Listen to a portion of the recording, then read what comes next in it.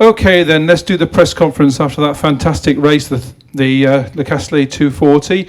For the second time this year, the number 22 United Autosport Orica Gibson, and the third win for United Autosports overall. Phil Hansen, Felipe Albuquerque. Guys, congratulations, what a brilliant race. It was thrilling from where we were. Phil, you started. What was it like from where you were sitting?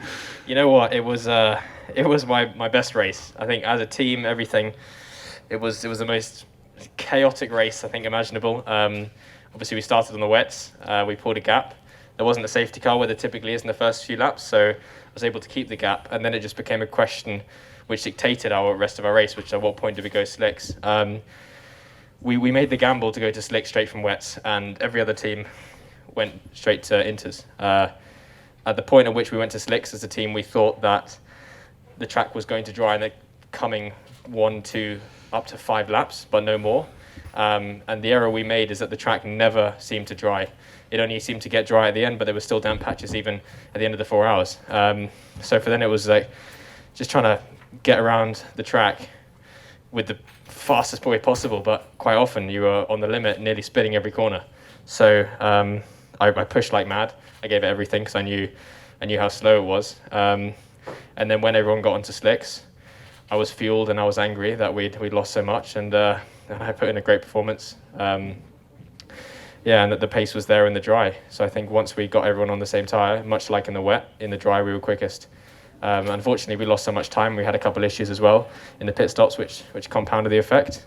But at the end, Felipe just chased them down, and it showed that the pace was in the car. And yeah, it was a dominant performance from the drivers this time. And I think as a team we need to learn about the strategy. But we win and lose together, and this time we were able to bounce back. Phil, that was a great performance. Felipe, you took over the car. He gave you a great car to work with, I understand, but obviously you had that battle with Jeff. Talk us through that, when you handed the car over and that last few laps when you were chasing Jeff down.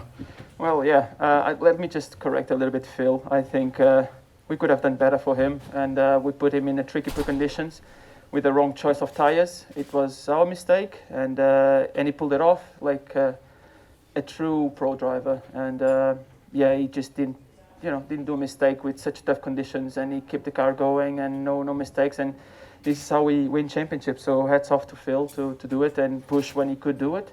And then when I went to the car, it was a little bit like Phil saying, like we were full of anger. And I went in like we were like P10 or P9, and I just pushed hard, not really caring much about the result. Just maybe a P4 would have been good, or even a podium would be a dream for me.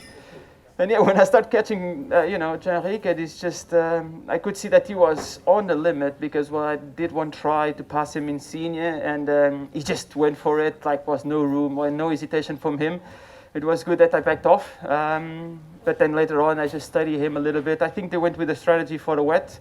That's why I could pass him in the straight, and it was just a perfect race. I mean, it's still crazy to believe that we are here talking to you and winning the race, because we had so many setups like bad strategy, and we had the number falling off. We lost a lot of time. Obviously we were really lucky with the safety car, but still mega race for United, and a mega win. Really, I'm thrilled and amazed about this.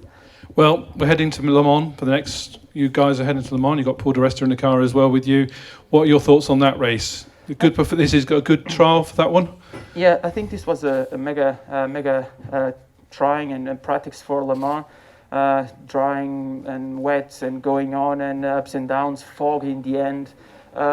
If it's going to be 24 hours like this, Jesus Christ, I'm going to be exhausted in there.